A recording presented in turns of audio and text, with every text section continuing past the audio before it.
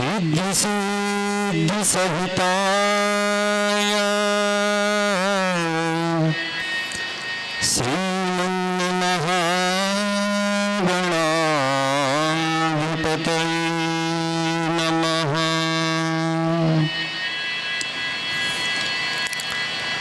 लक्ष्मी नारायणाभ्यां नमः। उमा महेश्वराभ्यां नमः। वाणी हिरण्यगर्भाभ्यां नमः।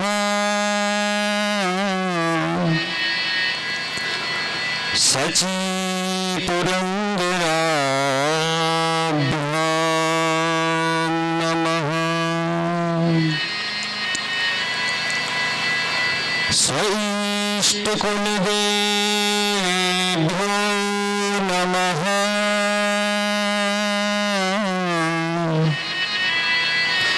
माता पितृचरणकमलेभ्यो नमः। स्थान देवताभ्यो नमः। श्री राधा कृष्णाभ्यां नमः।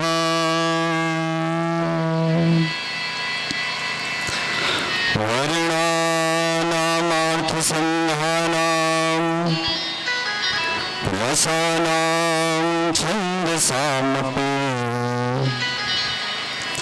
मंगलानां च कर्तारो वन्दे वाणी विनायको। गजवदनं चिन्त्यं तीक्ष्णदृष्टं गणेशम् बृहदुदरं शेषं भूतराजं पुराणम्। अमरवर्षपूज्यं रक्तवर्णं धरेशम्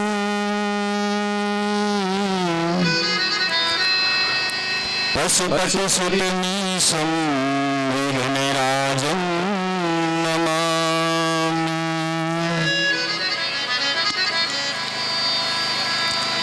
छिद्यन्ति दुःखा सर्वे जनाः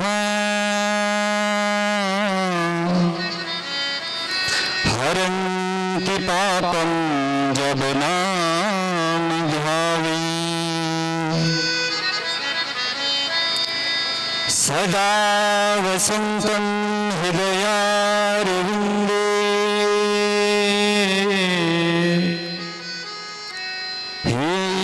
इष्टदेवं त्वमहं नमामि। अखण्डमण्डलाकारं व्याप्तं येन चराचरम् तत्पदं दर्शितं येन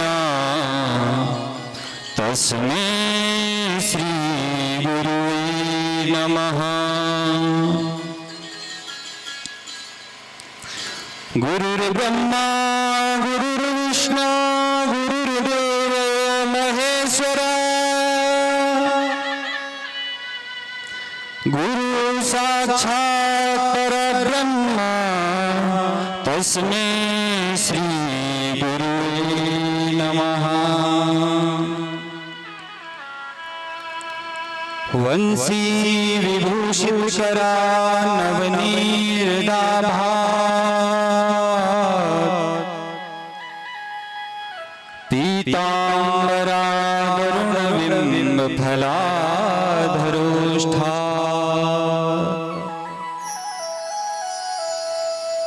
पूर्णेन्दु सुंदर मुखादरविंद नेत्रा कृष्णात् परं किमपि तत्त्वमहं न जाने।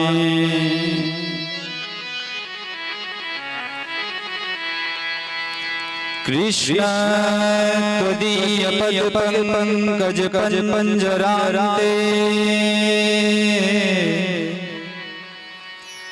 अध्येव मे विशतु मानस राजहंसा। प्राणाप्रयाण समये कफवात पिते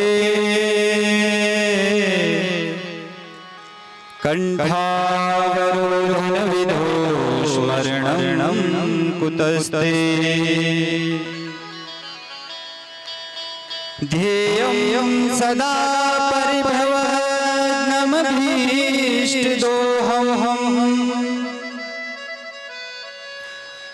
तीर्थास्पदं शिवविरिञ्चिनुतं शरण्यम्। भृत्यादिहं प्रणतपाल भवाब्धिपूतं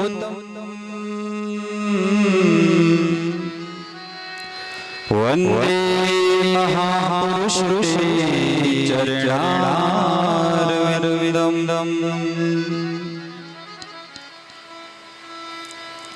गंगातरंगरमणीय जटाकलापम् गौरी निरंतर विभूषितवाभागम्। नारायण प्रियमनंगमदापहारम् वाराणसीपुरपतिं भज विश्वनाथम्। कल्याणाय पूर्णचंद्रवरदा प्राणेश्वरी नंदिनी पूर्णापूर्णतरां महिषी पूर्णामृता स्वादिनी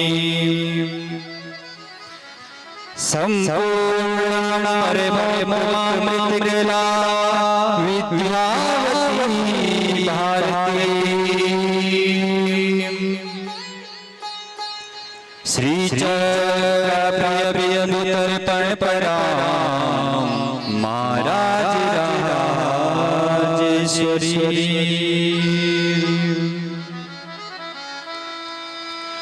आदो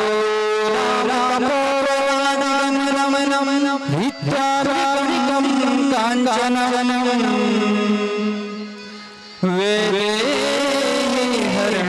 हरणटायारणं सुग्रीव संभाषणम् बालीग्रहण समतरणं लङ्कापुरीदाहनम् पश्चाद्रावणकर्णहननम् एतो रामायणम्। आदो देवकी देवगर्भजननम् गोपीगृहे वर्धनम् मायापूतनजीवितापहरणम् गोवर्धनोद्वारणम्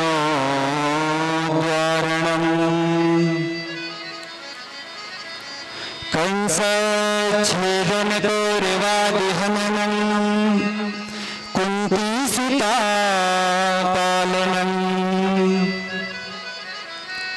एतद्भागवतं पुराणकथितं श्रीकृष्णलीलामृतम्। नारायणं नमस्कृत्यं नरं चैव नरोत्तमं देवीं सरस्वती व्यास ततो जयमुदीरये।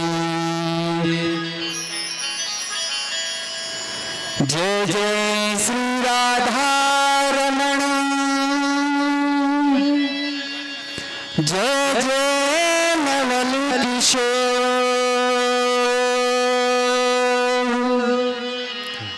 जय गोपी चित चोर प्रभु,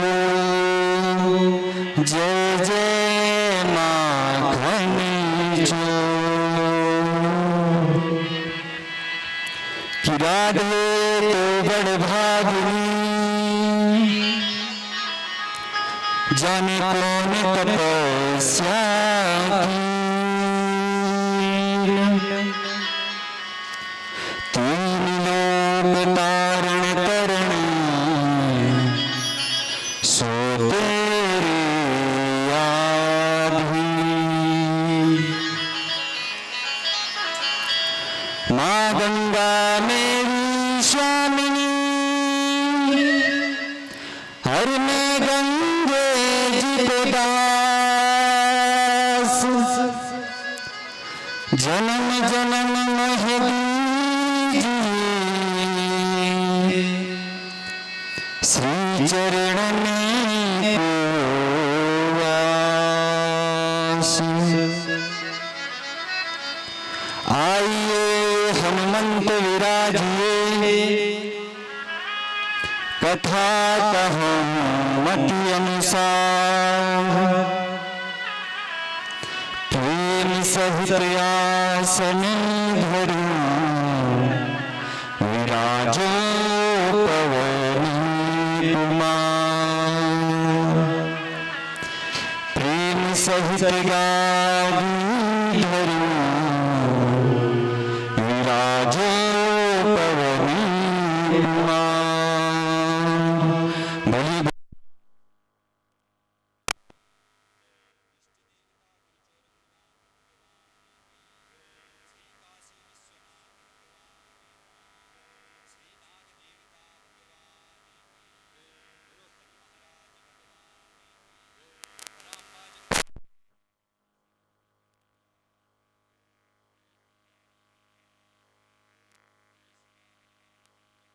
बोलो गंगा यमुना महारानी की, बोलो लक्ष्मी नारायण भगवान की, बोलो वृंदावन बिहारी लाल की, बोलो राधा रानी सरकार की, बोलो श्रीमद् भागवत महापुराण की, बोलो भक्त वत्सल भगवान की। जय जय श्री राधे, जय जय श्री राधे, जय जय श्री राधे श्याम।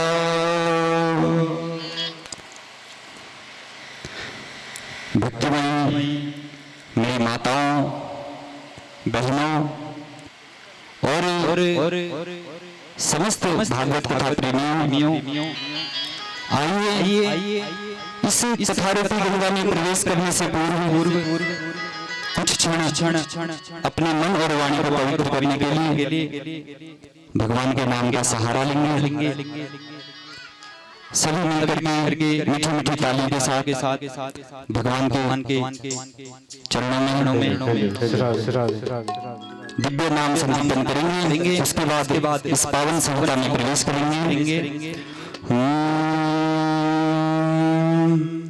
मेरे तो आधार सीताराम के चरणारविंद, मेरे तो आधार सीताराम के चरणारविंद, मेरे तो आधार सीताराम के चरणारविंद, मेरे तो आधार सीताराम के चरणारविंद, मेरे तो आधार सीताराम के चरणारविंद, मेरे तो आधार सीताराम के चरणारविंद।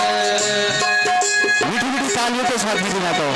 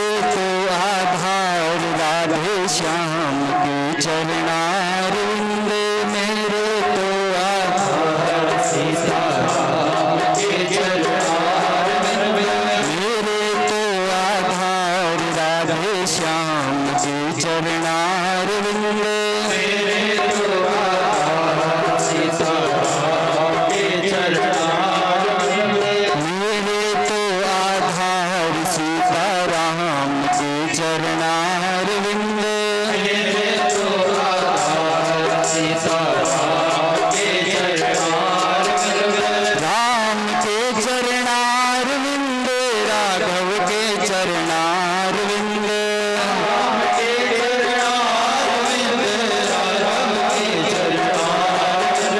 राम के चरणारविंद राघव के चरणारविंद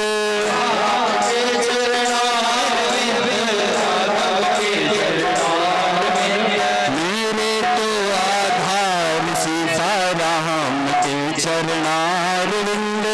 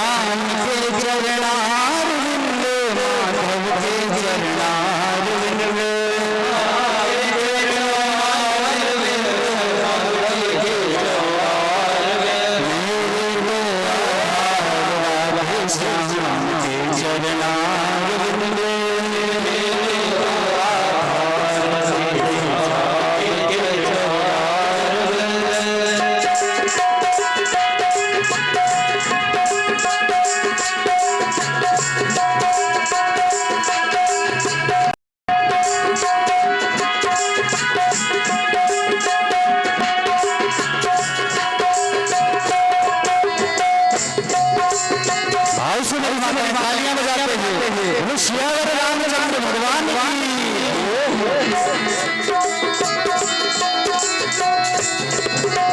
मेरे तो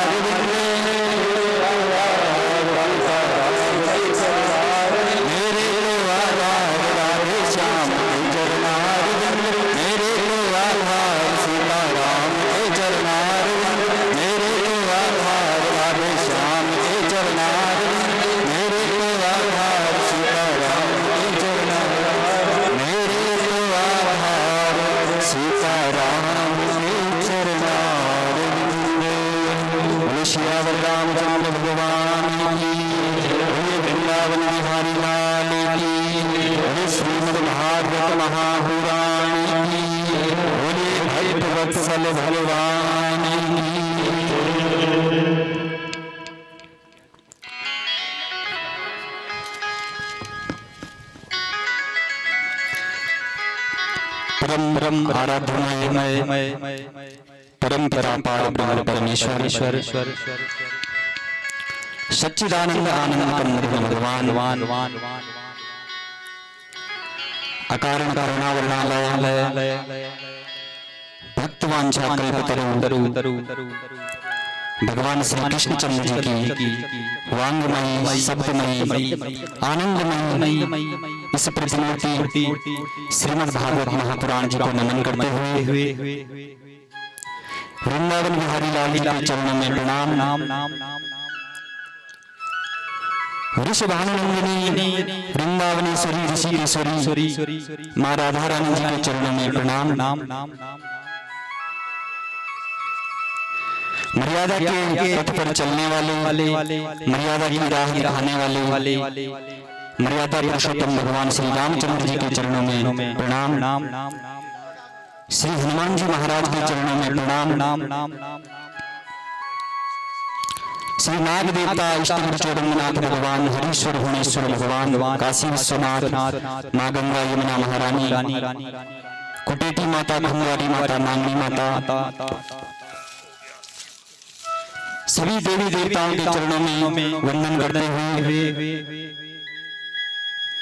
मंडप पर उपस्थित विद्वान आचार्य जी विद्वान ब्राह्मण देवता एवं इस श्रीमद् भागवत महापुराण को संगीत से संगीतमय रसमय बनाने वाले मेरे समस्त संगीताचार्य बंधु आप सभी के चरणों में मेरा बारंबार प्रणाम। कथा पांडाल में विराजमान मां सती सावित्री के चरित्र को चरित्रार्थ करने वाली भारतवर्ष की मेरी मातृशक्ति देवी स्वरूपा मेरी बहनें एवं मुन्ने बाल गोपाल स्वरूप आबाल वृद्ध नर और नारी आप सभी के हृदय में बसे हुए सर्वेश्वर भगवान को मेरा बारंबार प्रणाम। और इस ध्वनि यंत्र के माध्यम से जहां तक भी मेरी आवाज पहुंच रही हो उन सभी जीवों के उन सभी प्राणियों के हृदय में बसे हुए सर्वेश्वर भगवान को मेरा बारंबार प्रणाम। और व्यासपीठ से सभी को जय जय श्री राधे जय जय श्री राधे जय जय श्री राधे श्याम।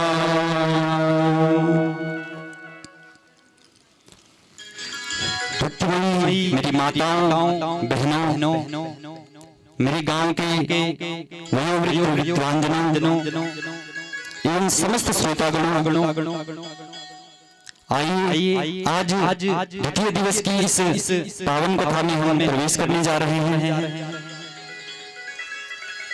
कल प्रथम दिवस के सत्र में आप सभी ने आनंदित होकर भगवान श्री सुखदेव जी महाराज के अवतार की कथा का श्रवण किया रसपान किया। और कल की कथा में आप सबने श्रवण किया कि सोन का भी 88,000 ऋषि महात्माओं को श्री सूर्य जी महाराज नैमिषारण्य की पावन भूमि में इस पावन कथा का रसपान करा रहे हैं। कल की कथा में आपने श्रवण किया कि कैसे सुखदेव जी ने देवताओं के अमृत और भगवान की कथा अमृत के अदला बदली के प्रस्ताव को ठुकरा दिया था। कल की कथाओं में आपने श्रवण किया। और कल की कथा में आपने ये भी श्रवण किया कि सनकादि ऋषियों और नारद जी की भेंट कैसे बद्रीनाथ धाम में होती है। किस प्रकार से नारद जी चिंतित होकर के व्याकुल होकर के बद्रीनाथ धाम में भ्रमण कर रहे थे। तो सनकादि चारों भाइयों ने नारद जी से क्या पूछा था? भो ब्रह्मन् कथं दीनं कहा। यही श्लोक हमने यहीं पर कल कथा को विराम दिया था। सनकादि भाइयों ने नारद जी से कहा कि हे प्रभु हे महात्मा आप इस प्रकार चिंतित होकर के क्यों भ्रमण कर रहे हैं? और क्या कहा था कि दत्त तो यथाजना बोले आपका मुख कमल तो इस प्रकार लग रहा है जैसे किसी महाकंजूस महाकृपण आदमी का किसी ने धन चुरा लिया हो। और संतादिकों ने नारद जी को ये भी कहा था कि आप जैसे उच्च कोटि के संतों को इस प्रकार चिंता करना बोले शोभा नहीं देता। आदि आदि कल इन कथाओं का आपने श्रवण किया। तब नारद जी आगे अपने चारों अग्रजों को प्रणाम करते हैं। ये जो सनकादि ऋषि चारों भाई है ना, नारद जी को क्या लगते हैं? बड़े भाई लगते हैं, क्योंकि सनकादि जो चारों भाई हैं ये भी ब्रह्मा जी के पुत्र हैं और देवर्षि नारद जी भी ब्रह्मा जी के पुत्र हैं। तो ये सनकादि चारों भाई नारद जी के बड़े भाई हुए।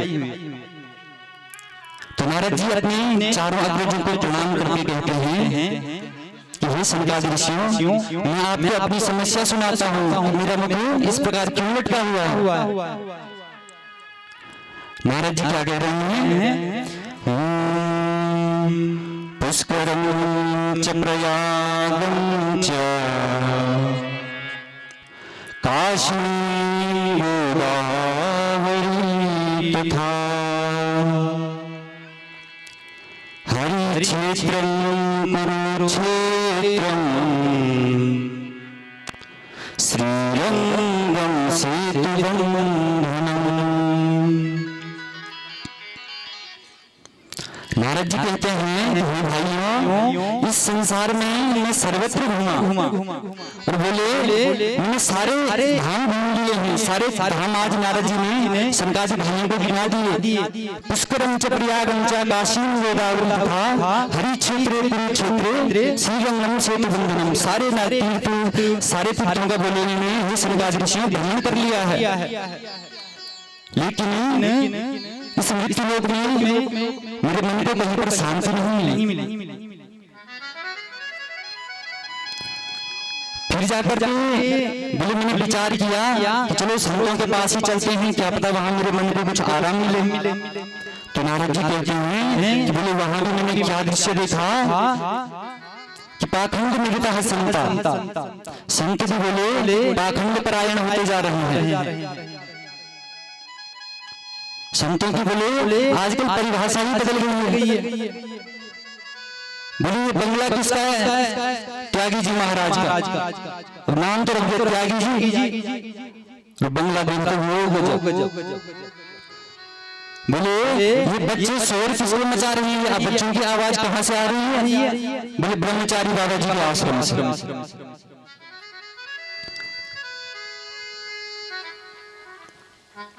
तो बोले नारद जी ने सनकादि ऋषियों से कहा, बोले संत भी अभी पाखंड परायण होते जा रहे हैं। फिर मैंने विचार किया कि चलो छोड़ो, गृहस्थों को ही रोक लेते हैं।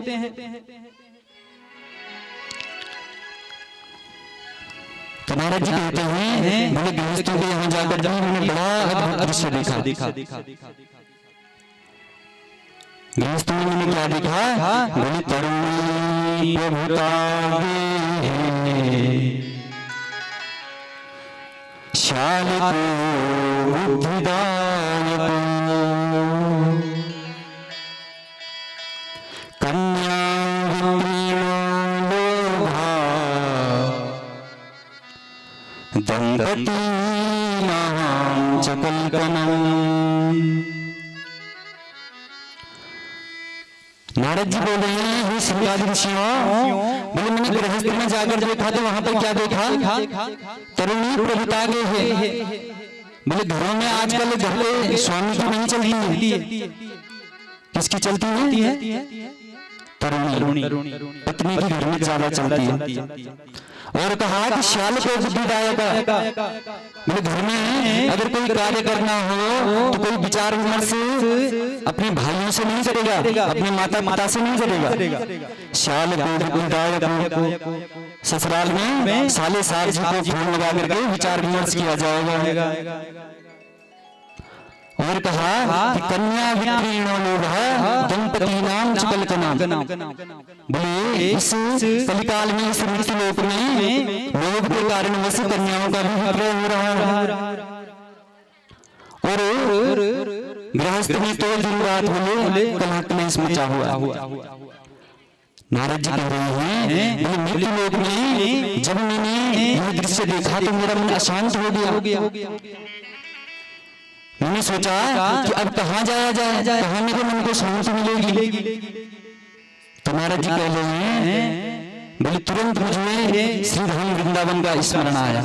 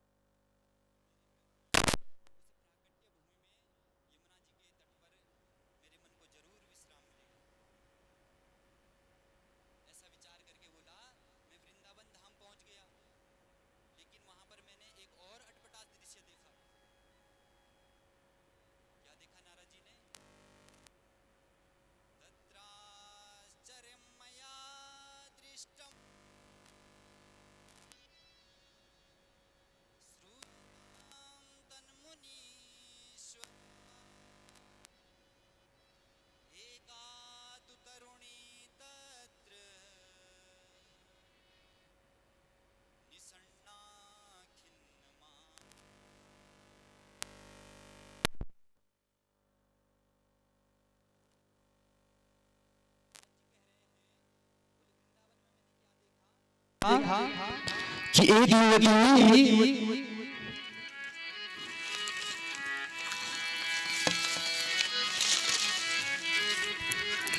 बोले वृंदावन में मैंने देखा कि एक युवती दुखी होकर अशांत होकर खिन्न भिन्न होकर के बैठी हुई है और उसके सामने दो वृद्ध पुरुष लेटे हुए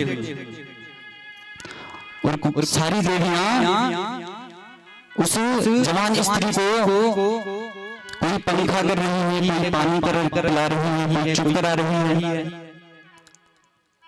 और वो रो रही है। तो नारद जी कह रहे हैं कि मैंने सोचा कि ये बेचारी क्यों रो रही होगी, ये कौन है, चल करके इसका दूर किया जाए। लेकिन बोले महाराज मैंने फिर विचार किया कि यहाँ तो सब स्त्रियों का समुदाय दिख रहा है। कहीं मैंने जाकर के कुछ प्रश्न किया तो कहीं बोला उल्टा जवाब न दे दी कि कहाँ यहाँ स्त्रियों के समुदाय में घुसे जा रही हो। तो नारद जी बोले जैसे ही मैं वापस जाने लगा तो उस देवी ने मुझे स्वयं आवाज लगाई और कहती है भो साधो क्षणं तुष्टं मचिन्तामपि नाशया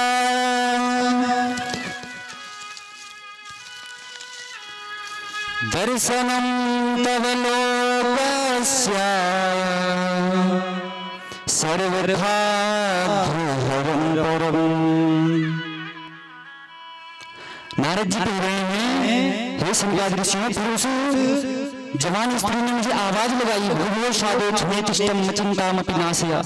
हे साधु जरा देखो मेरे दुखों का नाश करो और कहा कि दर्शनं तव लोकस्य सर्वथा ध्रुवं परम्। बोले हे नारद जी आपके तो दर्शन मात्र से ही जीव के सारे पापों का कल्याण नाश हो जाता है, जीव का कल्याण हो जाता है।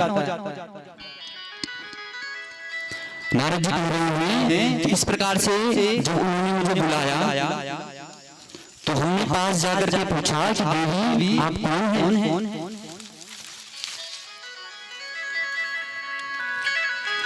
और ये जो दो वृद्ध पुरुष आपके सामने लेटे हुए हैं ये कौन है?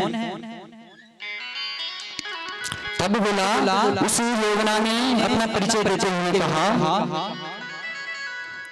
अहं भगवती ख्याता इमामे तनयो मतो ज्ञान वैराग्य नामान कालियो जर्जर। नारद जी कह रहे हैं उस देवी ने अपना परिचय देते हुए कहा कि अहम भक्ति ख्याता। हे नारद जी मेरा नाम भक्ति है, मुझे लोग भक्ति के नाम से जानते हैं। और इमो में तनयो मतो और ये जो दो वृद्ध पुरुष मेरे सामने अचेतन अवस्था में लेटे हुए हैं ये बोले मेरे पुत्र हैं। और कहा कि समय की बड़ी विडंबना ऐसी है कि मां तो जवान है और पुत्र दोनों बूढ़े पड़े हुए हैं अचेतन अवस्था में।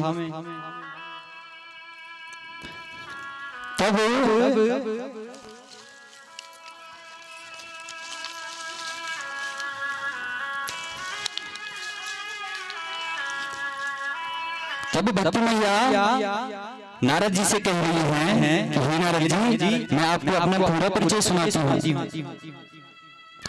बोले दक्षिण भारत में मैं पैदा हुई, कर्नाटक में मैं बड़ी हुई और महाराष्ट्र आदि प्रदेशों में मेरा बड़ा सम्मान हुआ।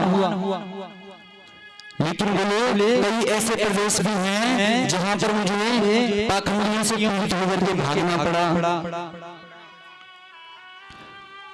भक्ति मैया कह रही है कि इस प्रकार से अनेक प्रदेशों में घूमती जैसे ही बोला मैं वृंदावन धाम में पहुंची तो वृंदावन प्राप्य नई स्वरूपिणी। बोले वृंदावन धाम में आते ही मैं तो नवयौवना हो गई, जवान हो गई। लेकिन जो दोनों मेरे मित्र हैं ये पता नहीं क्यों अचेतन हो गए। और भक्ति मैया कह रही है हे नारद जी, अगर मेरे बेटों की यही दशा रही तो मैं बोला वृंदावन धाम को भी छोड़ करके चली जाऊंगी।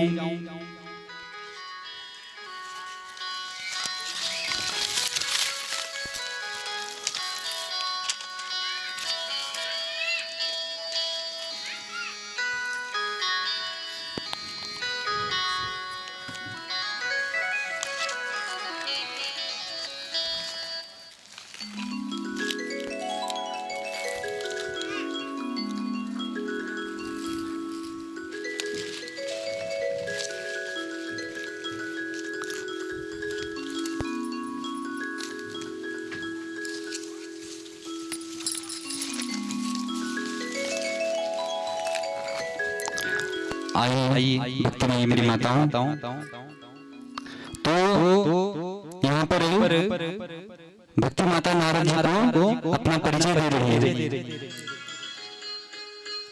और भक्ति माता कह रही है कि अगर मेरे पुत्रों की यही दशा रही तो बोला मैं वृंदावन धाम को छोड़ करके चली जाऊंगी, अन्य कहीं प्रदेश में चली जाऊंगी। अब नारद जी ने सारी स्थिति को एक क्षण में समझ लिया और नारद जी विचार करने लगे कि भक्ति, ज्ञान और वैराग्य ये तीनों क्या हैं? एक दूसरे के पूरक हैं। अर्थात ज्ञान और वैराग्य के बिना भक्ति की परिपूर्णता नहीं है। नारद जी ने तुरंत भक्ति माता को वचन दिया कि हे माँ, आप इस वृंदावन धाम को छोड़ करके मत जाइए, मैं आपके इस दुख को अवश्य दूर करूंगा। भक्ति मैया नारद जी से कह रही है कि अच्छा नारद, एक बात बताओ, अगर ये कलयुग इतना ही बुरा था तो राजा परीक्षित जी ने इस कलयुग को स्थान ही क्यों दिया? तो नारद जी कहते हैं कि हे माँ, यदि आप पूछ रहे हो तो ध्यानपूर्वक सुनो। बोले महाराज परीक्षित जी तो परम वैष्णव थे, लेकिन जैसे ही भगवान नारायण ने अपनी लीलाओं का स्मरण करके परम धाम को नारायण जी गए तो बोला उसी दिन से कलयुग ने इस मृत्युलोक पर अपना पैर जमाना शुरू कर दिया था। और जैसे ही परीक्षित जी महाराज इसको मारने के लिए दौड़े हुए तो कलयुग दीन महाराज परीक्षित जी के चरणों में गिर पड़ा और महाराज परीक्षित जी को उस कलयुग में असंख्य दोष होने के साथ साथ एक बहुत सुंदर गुण दिखा। वो कलयुग का कौन सा है? यद फलं नास्ति तपसा न योगेन समाधिना तत्फलं लभते संयोग कलोपीशविकीर्तनात्।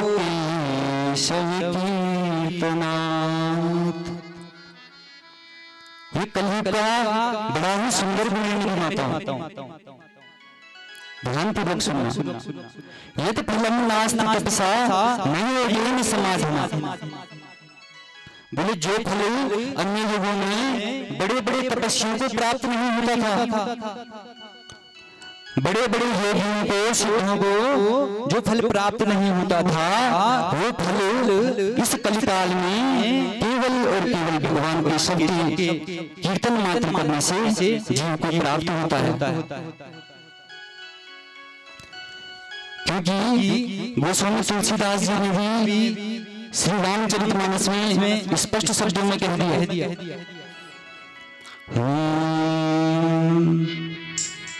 कलियुग केवल नाम आधारा, कलियुग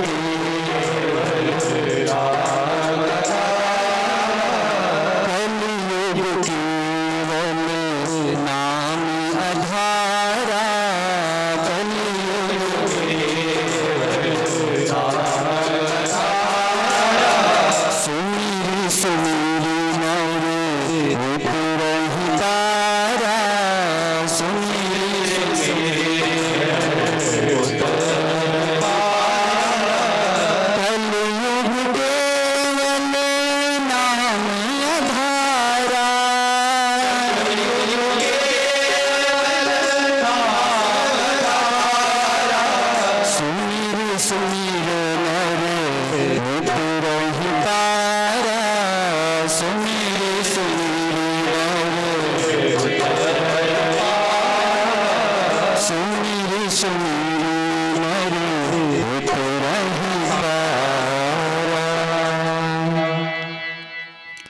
भक्ति मैया को इस प्रकार से नारद जी समझा रहे हैं। बोलिए ये पावन गुण इस कलयुग में है। भक्ति मैया तुरंत गदगद होकर के बोली कि हे नारद जी, मेरे बड़े भाग्यों का उदय हुआ है जो आपके दर्शन मुझे प्राप्त हो गए। धन्य है नारद जी को जिनकी महिमा स्वयं भक्ति माता गा रही है। भक्ति माता गा रही है,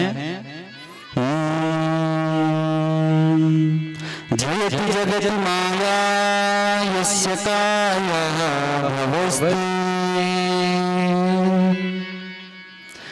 वचनरचनमेकं केवलं चाकलय्या,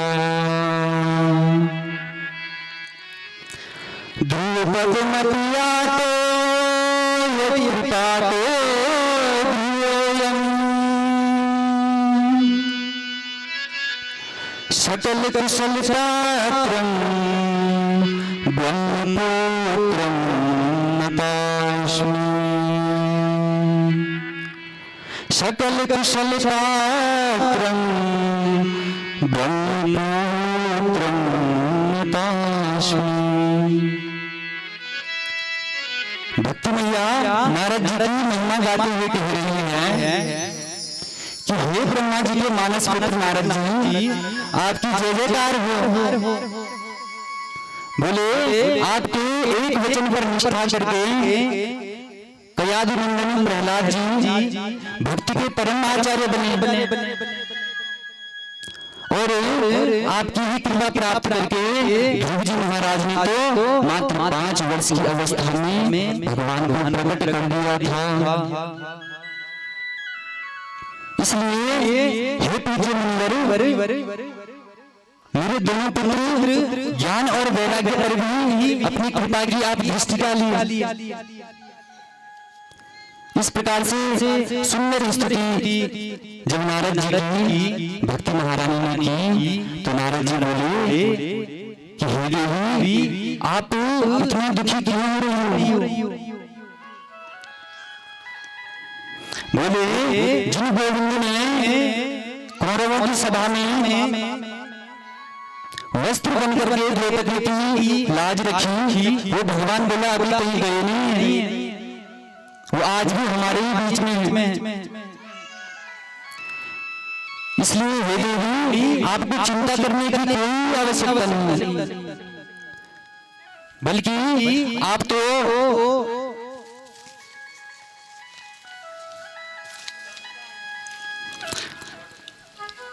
नारद जी कह रहे हैं कि हे देवी, आपको चिंता करने की कोई आवश्यकता नहीं है, बल्कि आप तो सिर्फ और सिर्फ भगवान गोविंद के चरणों का धन्यवाद करो। क्योंकि भगवान गोविंद की स्मृति ही सारी विपत्तियों को दूर कर देती है। और नारद जी धरती माता को कह रहे हैं कि हे देवी, बोले आप तो वैसे भी भगवान की प्राण वल्लभा हो, प्रियतमा हो।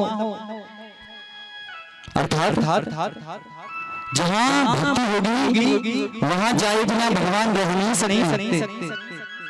इस प्रकार से नारद जी भी आज भक्ति मैया की खूब महिमा गा रहे हैं।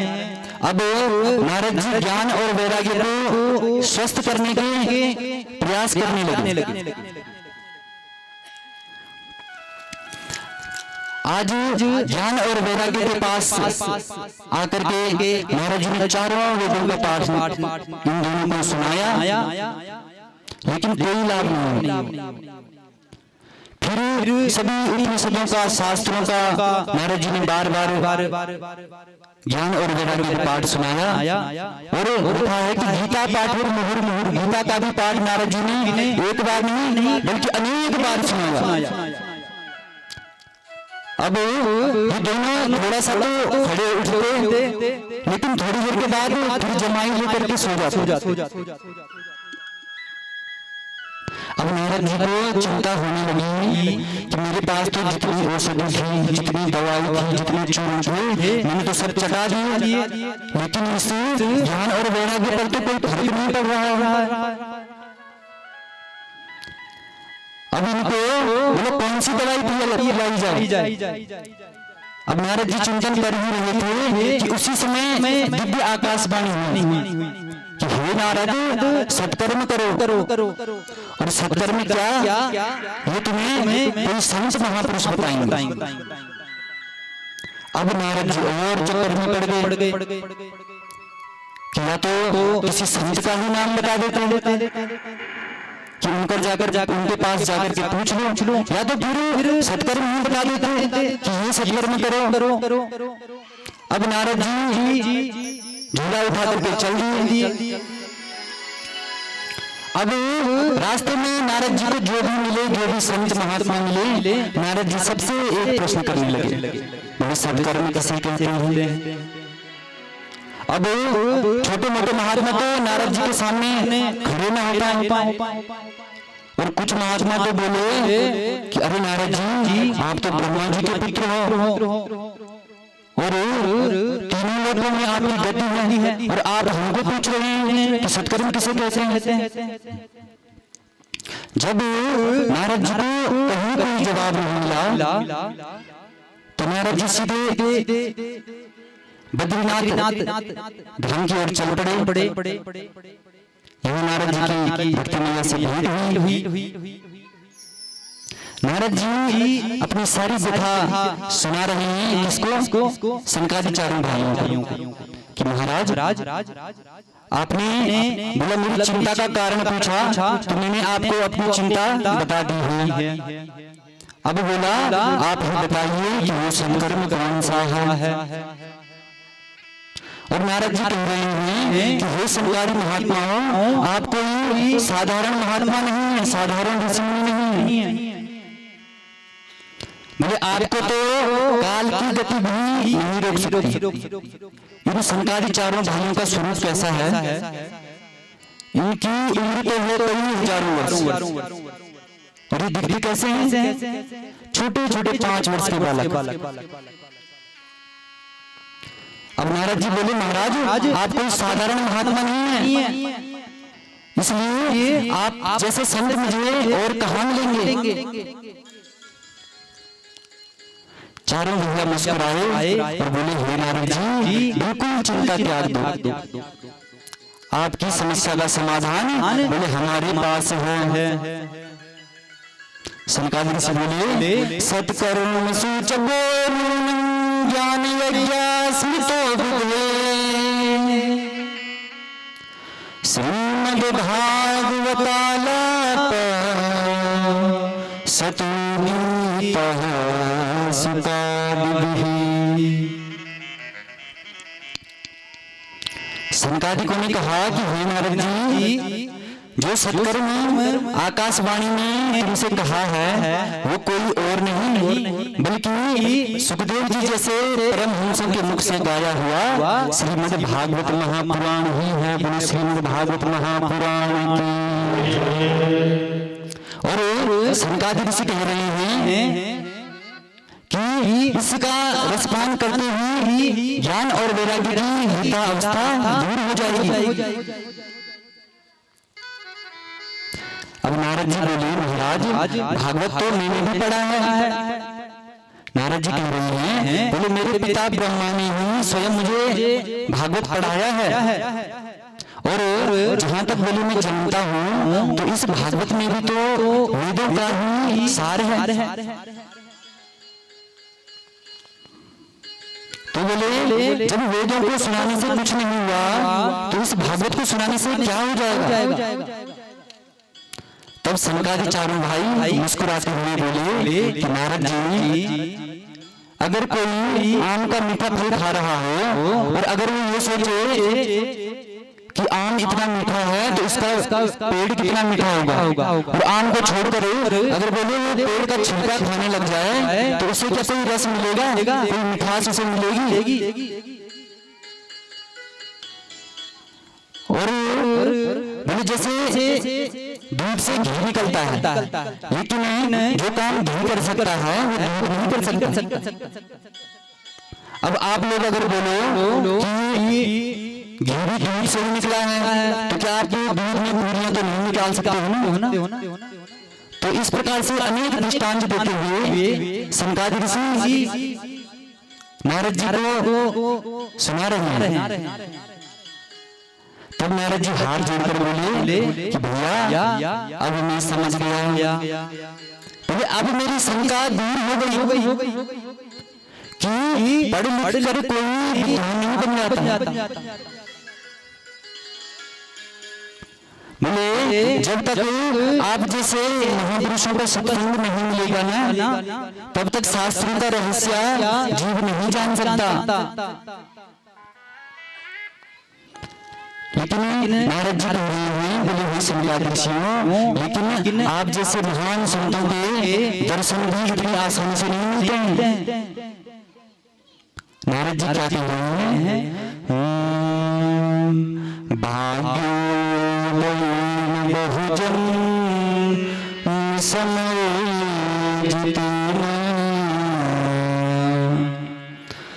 सत्संग मंचल भते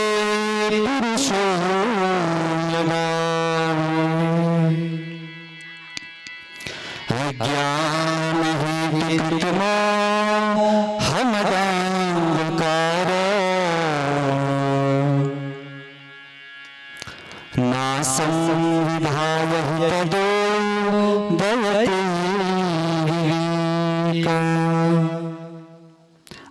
कितनी सुंदर बात नारद जी ने कही है। भाग्यो दैवेन बहुजन समर्जितेन।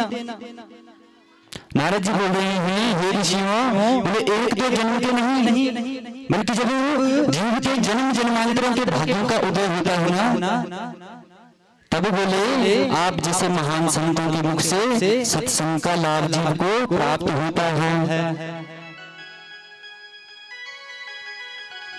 और बोले सत्संग में जाकर के क्या होता है कि अज्ञान हेतु मोह मदांधकार हमारे अंदर जो अज्ञान रूपी अंधकार भरा हुआ है उसका नाश होता है।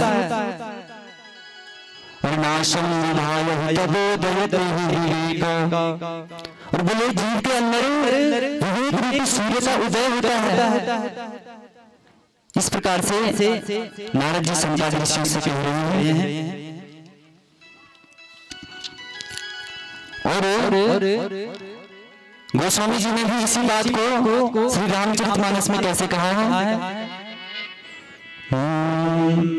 बिनु सत्संग विलीन हो, बिनु सत्संग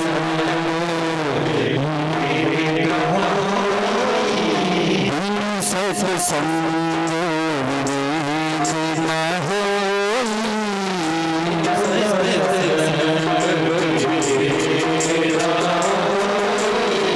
राम कृपा बिनु सुलभ न सोई,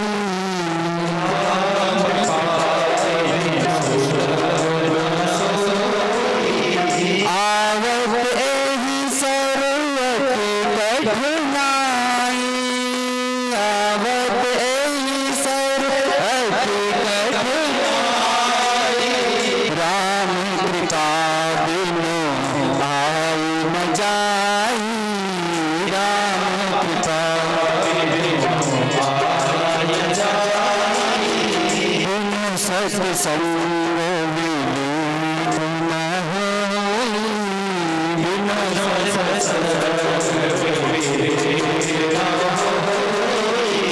राम कृपा बिनु सुलभ न सोई, राम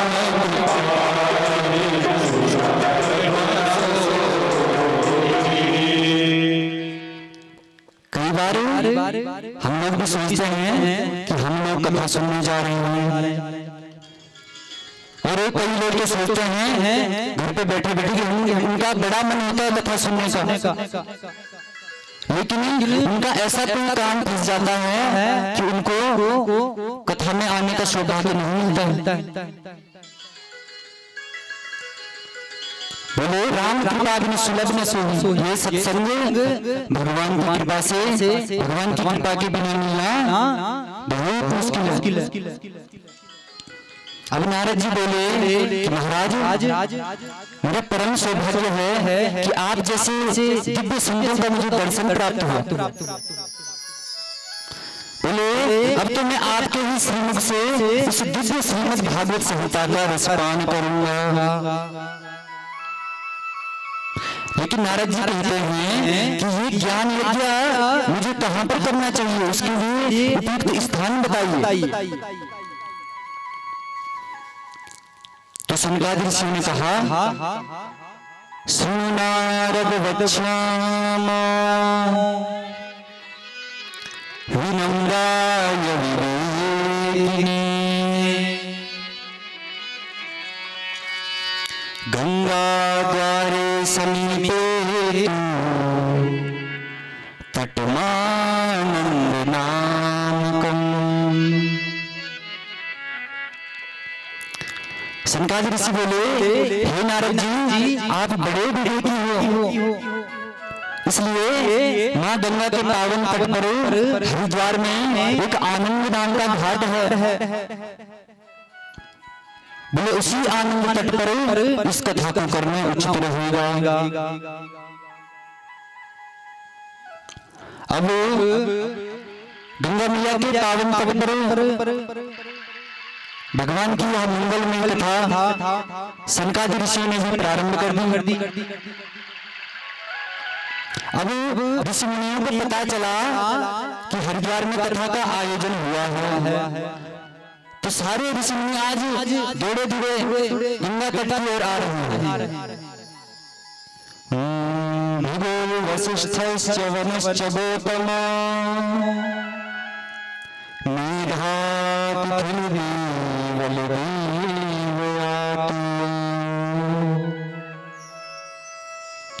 रामस्तथा गादिसुतश्च साकलो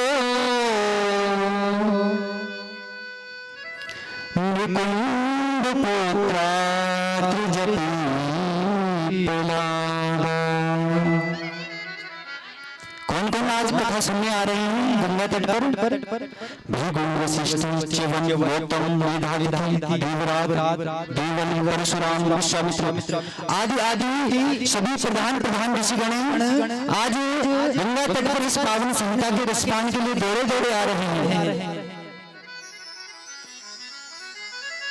और इतना ही नहीं, सारे वेद वेदांत, सारी पवित्र नदियां, सारे मंत्र तंत्र, 17 पुराण सभी आज वहां पर मूर्तिमान होकर विराजमान हो गए।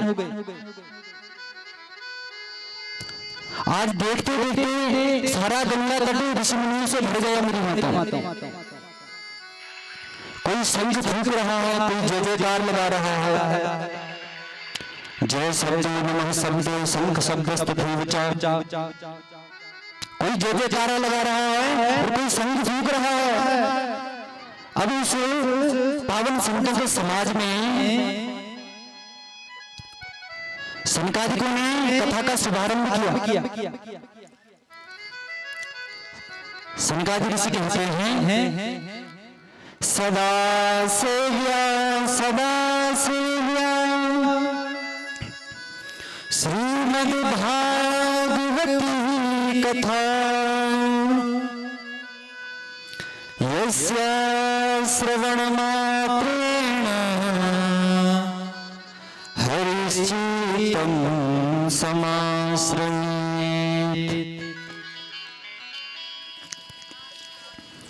सनकादिक महात्मा बोलते हैं कि सदा सेव्या श्रीमद् भागवती कथा। बोले यह जो परम पावन कथा है श्रीमद् भागवत महापुराण, बोले ये सदा ही श्रवण करने योग्य है। देखिए इस जगत का आप चाहे कोई सा भी लौकिक ज्ञान सुना होगा आप लोगों ने, अब कोई सा भी गाना आपको ऐसा नहीं होगा जिसको आपको अगर 50-100 बार सुन लें तो आपको फिर अगर फिर उसके बाद आपके सामने कोई गाना अगर बजा दे तो आपका फिर मन बन जाता है उस गाने से। लेकिन सनकादिक ऋषि क्या कह रहे हैं, बोलिए भगवान की कथा कैसी है, सदा सेव्या श्रीमद् भागवती कथा। बोलिए सदा श्रवण करने योग्य है। और ये कथा आज से नहीं हो रही है, आदि अनादि काल से ये कथा चल रही है। वही सुखदेव जी, वही परीक्षित। लेकिन भगवान की ऐसी कृपा इस कथा में है कि हर बार आपको सुनने में इसको रस लगेगा, आनंद मिलेगा। श्रवण मात्रेण हरिश्चित्रम समाश्रयेत्। और बोले इसको श्रवण करने से भगवान हरि हमारे चित्त में, हमारे मन में चिपक जाते हैं।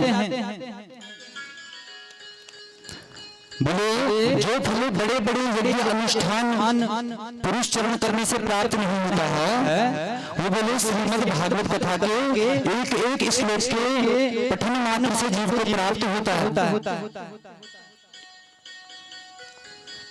और सनकादिक ऋषि कह रहे हैं, बोले मानव तन पा करके भी जिसने बोला इस दिव्य कथा को नहीं सुना, इस पावन कथा का रसपान नहीं किया, वो बोले चांडाल के समान है, गधे के समान है। बोले वो श्वास लेता हुआ मुर्गे के समान है। पता नहीं कितनी गालियां आज सनकादिक ऋषियों ने उनको सुना दी। अब नारद जी ने कहा महाराज आपको कथा सुनाने के लिए बिठाया, आप तो गालियां देने लगे। तो सनकादिक ऋषि पता है क्या कह रहे हैं, बोले ये गालियां नारद जी हम नहीं दे रहे हैं। वो बोले आकाश में खड़ा पूरा देव समाज कह रहा है कि जो कथा अमृत के बदले में हमको सुखदेव जी ने नहीं सुनाई, और बोले मृत्यु लोक में सुलभ होते हुए भी अगर मनुष्य ने इस मानस तन को पा करके इस कथा का रसपान नहीं किया तो बोले धिक्कार है ऐसे मनुष्यों को। सनकादिक ऋषि नारद से कह रहे हैं, बोले ये गालियां तो आकाश में खड़ा पूरा देव समाज दे रहा है। अब माताओं कथा चल ही रही थी कि उसी समय भक्ति माता भी अपने पुत्र ज्ञान और वैराग्य के साथ कथा के बीच में प्रकट होते हो जाती है। बोलो महारानी की। अब भक्ति मैया कथा में आकर झूम कर भगवान के नाम का जोर जोर से संकीर्तन करने लगी। समस्त श्रोता समुदाय भी आज भक्ति मैया के साथ गदगद होकर भगवान के कीर्तन में लीन हो गया। आइए आप और हम भी सभी कुछ क्षण भक्ति माता के साथ भगवान के नाम का रसपान करेंगे। इसके बाद पुनः इस दिव्य संहिता में प्रवेश करेंगे।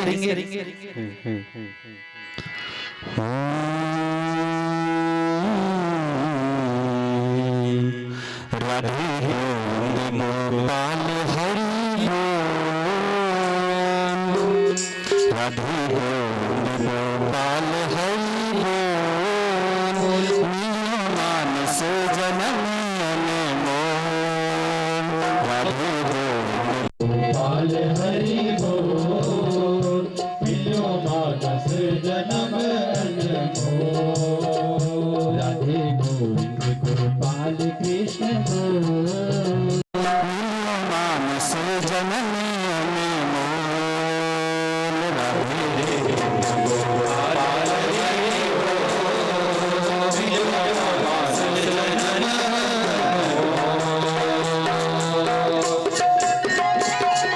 भाव से तालियां बजाते हुए मेरी बात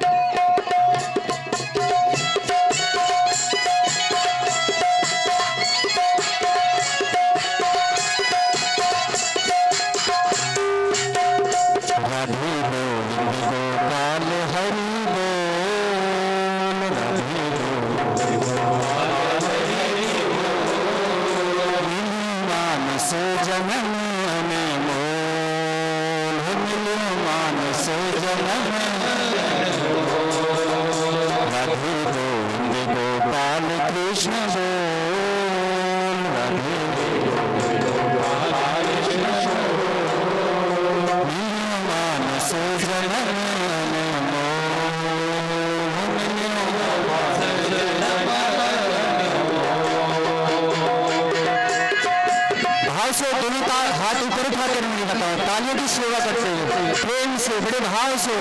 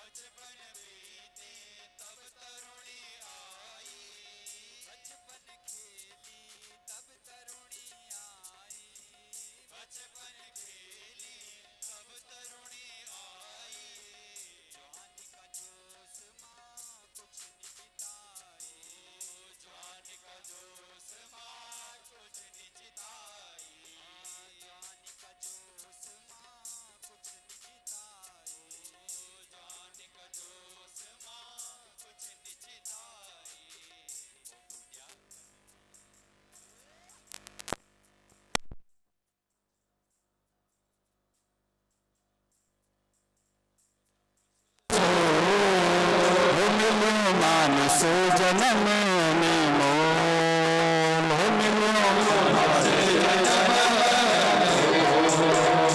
राधे गोविंद गोपाल हरि बोल राधे हम मानस जन्म में मोल मिलियो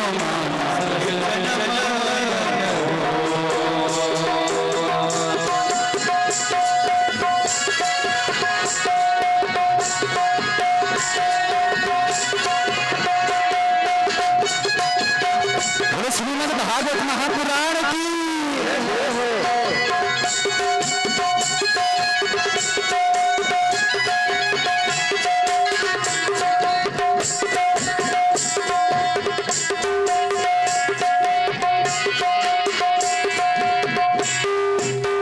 जब घर की माँ कान जियांदा जब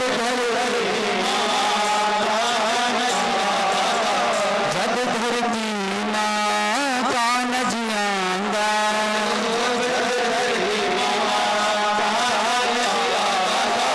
अपना भगतों को कष्ट मिटांदा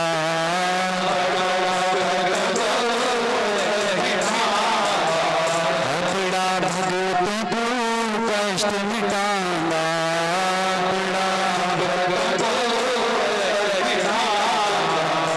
मन की आँखों को दो दिले खोल मन की आँखों को दो दिले खोल मिलियो मानस जन्म में मोल मिलियो राधे गोविंद गोपाल हरि बोल राधे गोविंद गोपाल हरि बोल मानस जन्म में मोल मिलियो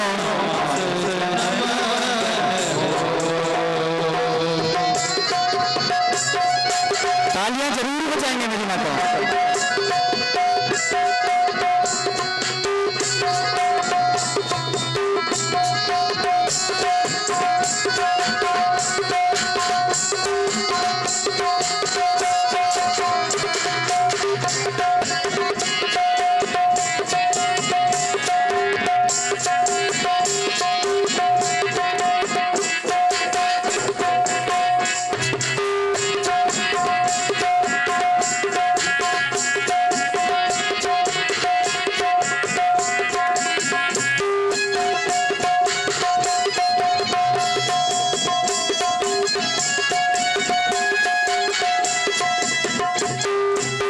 सत्संग एक हरि नाम गावा सत्संग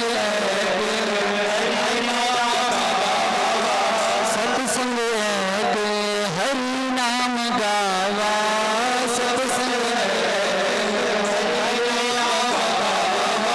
प्रभु का चरण में ध्यान लगावा प्रभु का चरण प्रभु का चरण में ध्यान लगावा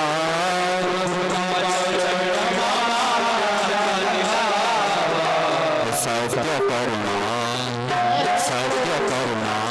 दिल की मन खो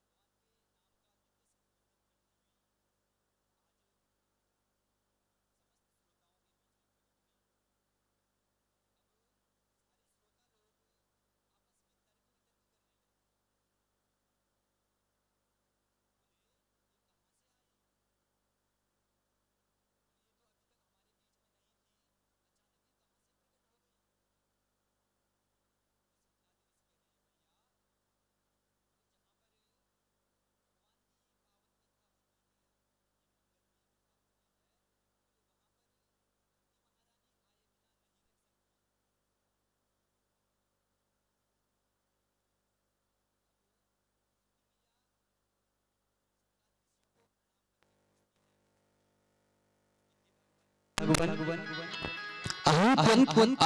प्रतिष्ठामि, मैं कहाँ बैठूं, मेरा स्थान कहाँ है। तो सनकादि महात्मा बोले यहाँ पर जितने भी श्रोता जन बैठे हैं, जितने भी भगवान के रसिक भक्त बैठे हैं, आप बोले जाकर के उनके हृदय में विराजमान हो जाओ।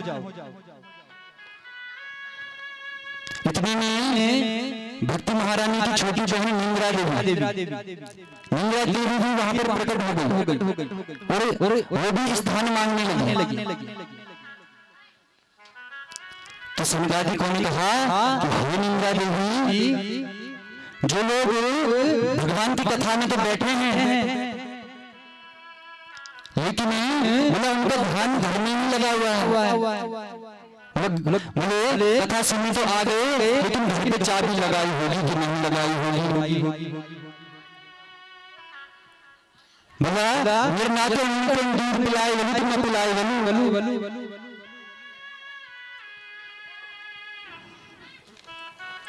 बोले शंकराचार्य जी से कहते हैं जिन लोग जो लोग भगवान की कथा में बैठे होते हैं, लेकिन उनका ध्यान घर पे लगा हुआ है, अन्य जगह लगा हुआ है। बोले हे निंद्रा देवी, तुम जा करके उनके हृदय में विराजमान हो जाओ। इस प्रकार से सनकादि ऋषियों ने मां भक्ति को और निंद्रा को स्थान दिया। अब आज भक्ति के दोनों पुत्र ज्ञान और वैराग्य भगवान की कथा में आते ही एकदम नौजवान, एकदम हृष्ट पुष्ट हो गए। अब सूत जी कहते हैं कि हे सनकादि ऋषियों, अब देवर्षि नारद ने सनकादियों से कहा कि भगवान हमने प्रत्यक्ष देख लिया है कि श्रीमद् भागवत के श्रवण से किस प्रकार से ज्ञान और वैराग्य हृष्ट पुष्ट हो गए, नौजवान हो गए।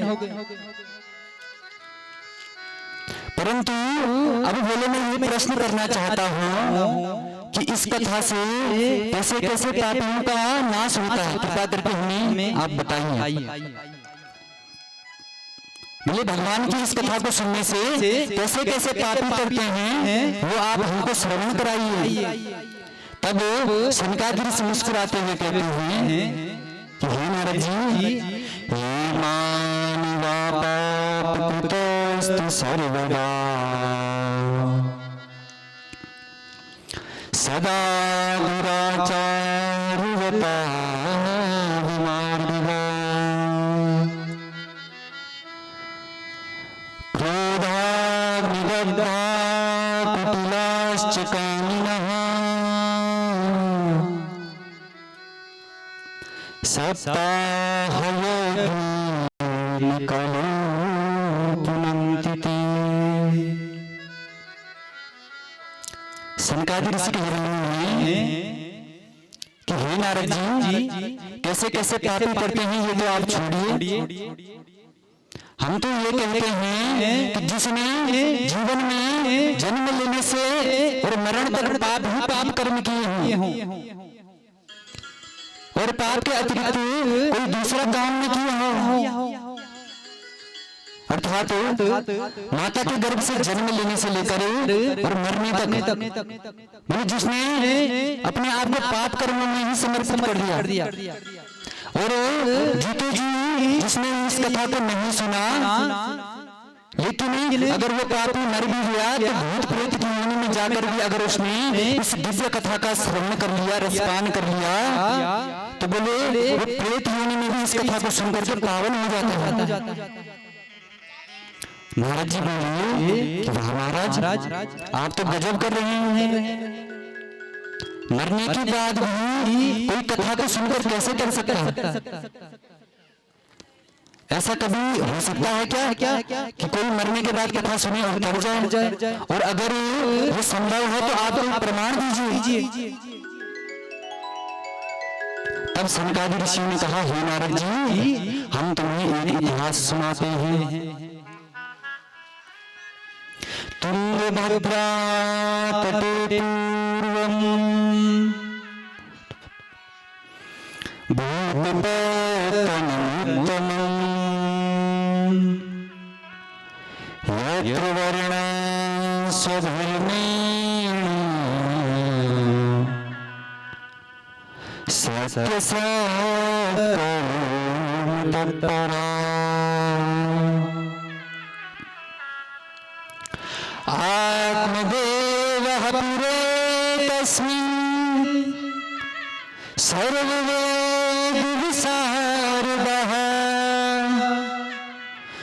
तस्मात् निष्णातो द्वितीया भास्करः।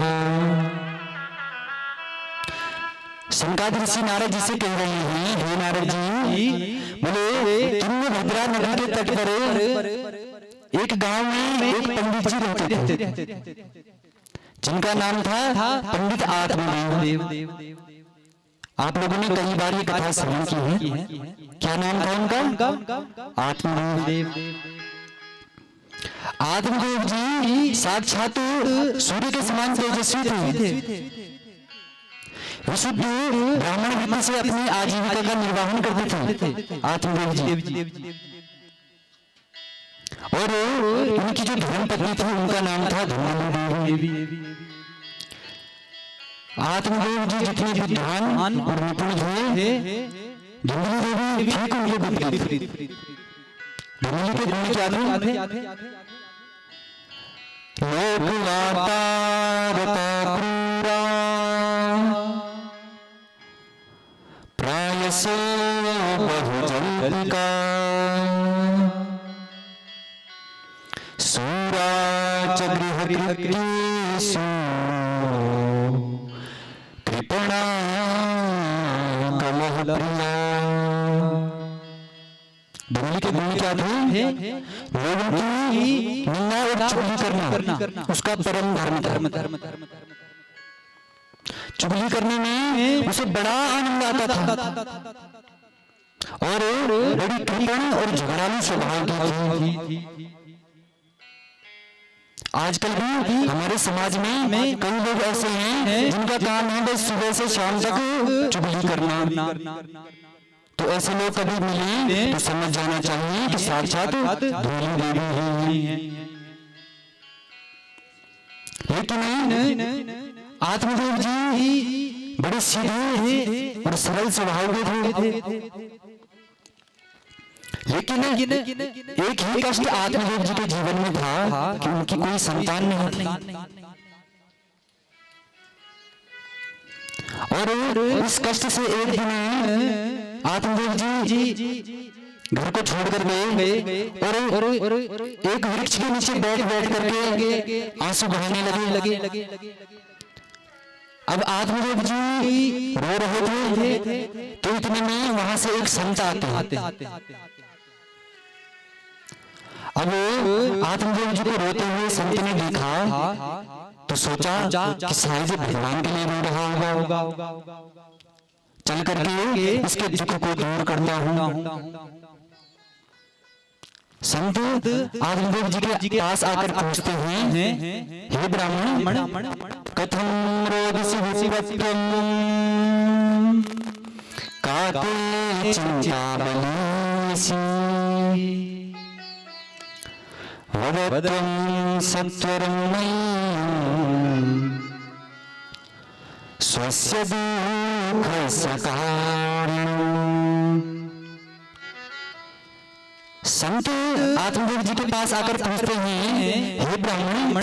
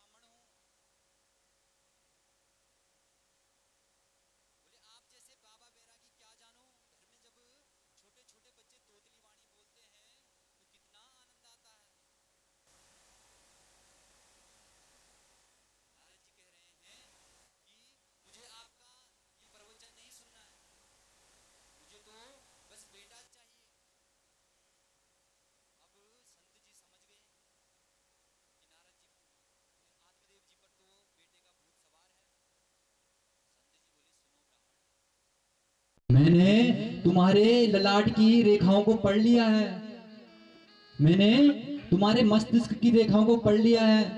बोले इस जन्म में तो क्या, अगले 7 जन्मों तक तुम्हारा कोई पुत्र का योग नहीं है, कोई संतान का योग नहीं दिख रहा है। अब ये सुन करके 7 गुना और बढ़ गया।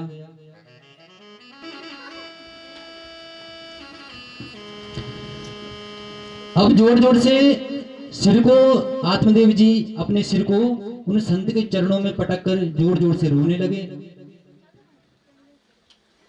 और बोले कि हे संत महात्मा, अब या तो आप मुझे पुत्र प्रदान करो, नहीं तो मैं ऐसे ही सर पटक पटक कर आपके चरणों में अपने प्राण त्याग दूंगा। अब संत जी घबरा गए कि हे भगवान, मैंने तो व्यर्थ में ही अपने सर ब्रह्म हत्या मोल ले ली। अब संत जी थोड़ी देर सोच समझकर अपनी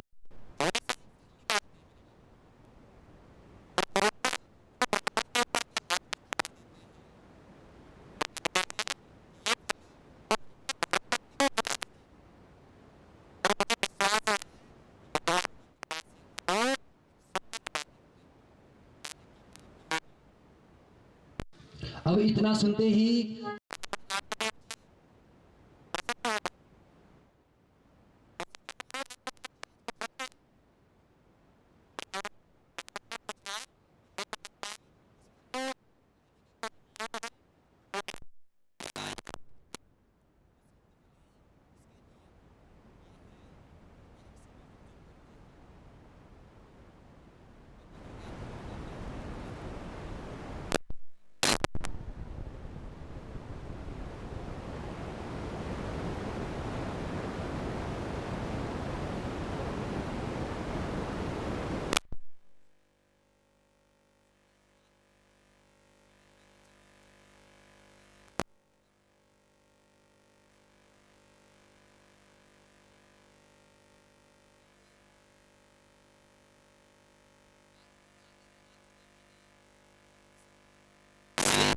कि अरे सुनती हो, देखो कितना सुंदर मीठा फल तुम्हारे लिए लाया हूं।